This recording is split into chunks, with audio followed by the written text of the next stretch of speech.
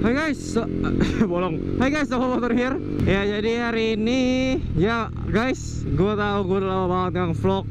Gue tahu gue lama banget nggak vlog, nggak bikin video, nggak upload video sama sekali. Mau bilang minta maaf soalnya internet gue tuh bener-bener parah, hancur banget. Gila 20 hari tanpa internet. Parah banget gila rasanya. Tapi tenang aja, gue nggak di vlog ini gue nggak bakal curhat soal internet gue doang. Nggak. Oke, sebelum gue mulai video ini, gue pengen bilang gue mau say thank you banget, sumpah, buat 3000 subscribers, 3000 subscribersnya, thank you banget. Oke, jadi seperti yang bisa lo baca, mungkin bisa baca di judul di bawah ini. Ya ini sering banget ditanyain. Kali ini gue mau ngebahas soal masa in Ryan atau break in. Oke, in Ryan atau break in. Banyak banget yang nanya, perlu nggak sih motor baru in Ryan? Perlu nggak sih motor baru break in? Oke, gue akan menjelaskan apa itu in Ryan atau break in.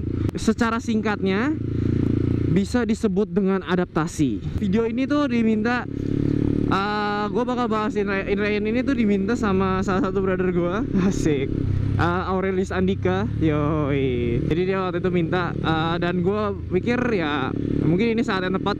Mungkin gue juga lagi gak ada topik juga, jadi ya gue bahas aja. In Ryan atau break in ini yang gue bakal sampaikan ini tuh bakal dari beberapa situs-situs yang ada di internet dan beberapa yang gue tahu sendiri dari gue sendiri, sejauh informasi yang gue tahu. Jadi kalau ya mungkin ada pendapat lain, share aja di bawah di komen. Oke, in Ryan dan break in itu bisa dibilang seperti apa ya? Basically bisa dibilang kayak adaptasi lah. Adaptasi dimana kayak lu misalnya olahraga butuh stretching kan, butuh pemanasan, butuh peregangan. Ya itulah bisa dibilang kalau in Ryan atau break in ini tuh di motornya, adaptasinya di motor. Apakah dibutuhkan? Sebenarnya tuh gini loh. Jadi motor kan dibuat di pabrik kan, dan ada bagian-bagian di mana yang memang tidak bisa dibersihkan secara manual, terutama di bagian piston. Di bagian piston ya, pokoknya di dinding silinder dan kawan-kawannya itu tuh sulit dibersihkan untuk secara manual. Mau nggak mau mesti menunggu mesinnya tersebut menyala. Bisa dibilang kayak gimana ya? Motor itu juga kalau lu biasa dapat motor 0 km kan, odometer kan, atau mungkin lebih 0, berapa lah ya. Nah, jadi in Ryan itu tuh biasa diminta oleh pabrik-pabrik manufactured gitu, untuk lu tidak menggeber motor lu lebih dari sebelum melewati angka 1000 km ya di odometer 1000 atau berumur sebulan. Kenapa? Nah, jadi gini loh. Jadi pas motor itu baru nyala nih, lu baru beli motor nih, kan dia kan baru nyala nih. Yang tadi gue bilang ada bagian di mana yang nggak bisa dibersihin, di mana ada serpihan logam di dinding silinder yang emang bisa dibersihin secara otomatis dari pembakaran mesin aja. Jadi gini loh, ini piston lu gosok kayak gitu kan, lu piston gosok kayak gitu, ntar dia ini ngeluarin serpihan logam yang jatuh ke oli. Aduh, udah bapak tunggu lampu merah aja pak, nggak ada bedanya. Oke, hijau. Ya, Vespa. Gesekan dinding dinding silinder dan piston, digosok gitu. Iya. Kenapa disaranin itu 1000 agar mungkin biar 1000 km atau mungkin sebenarnya nggak usah 1000 juga apa sih, agar mungkin motor lo agar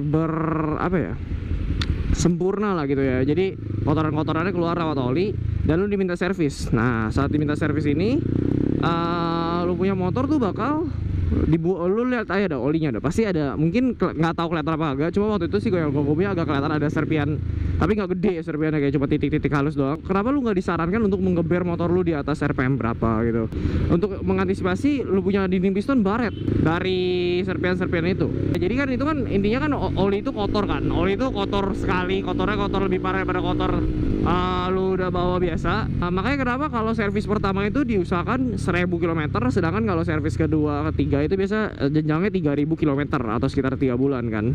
Apa sih untungnya dari masa in Ryan dan break in ini? Mesin, kalau dari situs-situs yang gue baca, mesin lo bakal lebih awet. Kenapa gue bahas in Ryan ini? Karena menurut gue lagi banyak motor-motor baru anyar yang masuk ke yang lagi rilis di Indonesia, like Honda 2016 Honda CBR 250 or double R, itu gila, itu pecah banget. Terus ada 2016 Honda CBR 150R, terus ada 2016 Yamaha Saber, terus ada 2016 Yamaha MX King, right? Itu ada, ya pokoknya banyak motor baru. Indrayan itu berat di hati, susah banget nahan ya, susah banget mau ngegeber motornya itu loh.